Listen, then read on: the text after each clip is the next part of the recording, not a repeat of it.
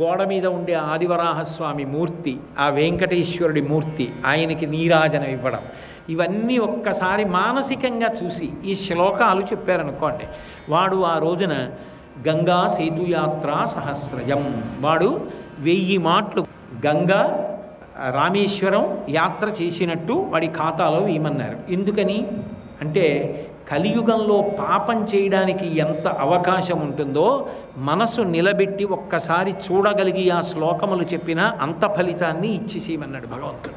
అందుకు ఆయన లాంటి అవతారం లేదన్నారు. ఇన్ని అవకాశములు కల్పించాడు కాబట్టే మనిషికి.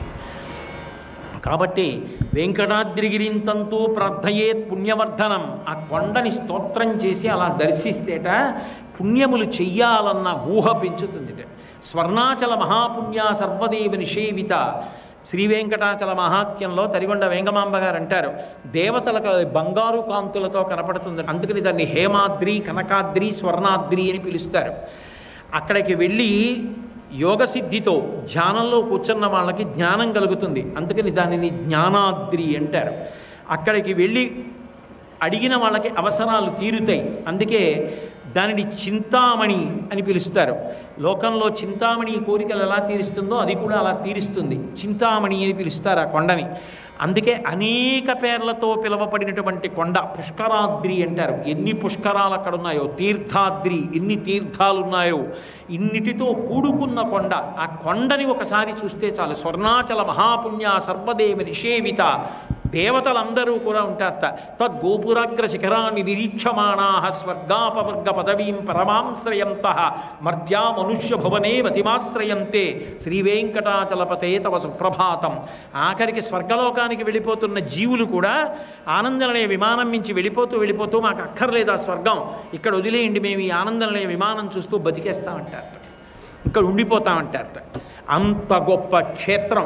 కాబట్టి స్వర్ణాచల మహాపుణ్య సర్వదేవ నిషేవిత, బ్రహ్మాదయోపియం దేవా సేవంతే శ్రద్ధయా సహ తం భవంతమహం పద్భ్యామక్రమేయ నగోత్తమ.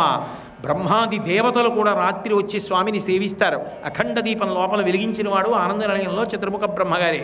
ఇప్పటికీ ఏకాంత సేవ అయిపోయిన తర్వాత వచ్చి స్వామి కాళ్ళు కడుగుతాడు. ఆ కడిగిన తీర్థమే బ్రహ్మతీర్థమని సుప్రభాత దర్శనం చేసిన వాళ్ళకి ఇస్తారు.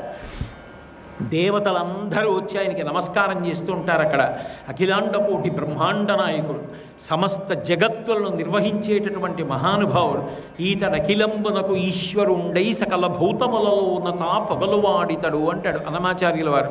కాబట్టి అటువంటి మహానుభావుడు.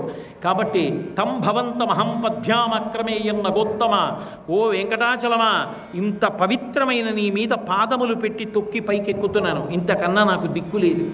క్షమస్వత దదగమ్యేద్య దయా పాపచేత సహా, ఇంతకన్నా మార్గం లేదు కాబట్టి ఎక్కి తొక్కుతూ పైకెక్కుతున్నట్టు మానసికంగా భావన చేసినా కూడా నా దోషమును నువ్వు మన్నించు. ఎందుకు ఎక్కుతున్నాను? ఏదో సరదాకి కాదు. తన్మూర్ధని కృతావాసం మాధవం దర్శయస్వమే, నీ యొక్క కొండ శిఖరం మీద మహానుభావుడైనటువంటి శ్రీవేంకటేశ్వరుడు పద్మపీఠం మీద ఆనందనిలయ విమానంలో నిలబడి ఉన్నాడు. ఒక్కసారి ఆయన దర్శనం కోసం వస్తున్నాను, నన్ను నీ కొండ ఎక్కని అని ఆ కొండని ప్రార్థన చేస్తారు. అంటే తెల్లవారుదామన ఒక్క లిప్తకాలం నిమిషేన్ రుణాం, ఆ కొండని చూసి ఈ శ్లోకాలు చెప్పినంత మాత్రం చేత అంత అనుగ్రహాన్ని కట్టబెట్టమన్నారు. అది నమాధవ సమో మాసో, వైశాఖ మాసంలో అటువంటి సాధన మొదలు పెడితే అనంత ఫలితం. ఎందుకంటే అది నేను చెప్పట్లేదు, స్కందపురాణం చెప్పిన మాట. అన్ని యుగాలలో కృతయుగం గొప్పదైతే అన్ని మాసాలలో వైశాఖ మాసం గొప్పది, అన్ని దానాలలో జలదానం గొప్పది. అందుకే వైశాఖ మాసం దగ్గరికి వచ్చేటప్పటికే చలివెందర పెడతారు.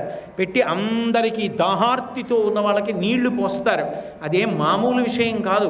ఆ ఎండలో వెళ్ళి నీళ్లు పొయ్యాలి, జలదానాన్ని మించిన దానం లేదు. కాబట్టి అంత గొప్ప పర్వతం వెంకటాద్రి.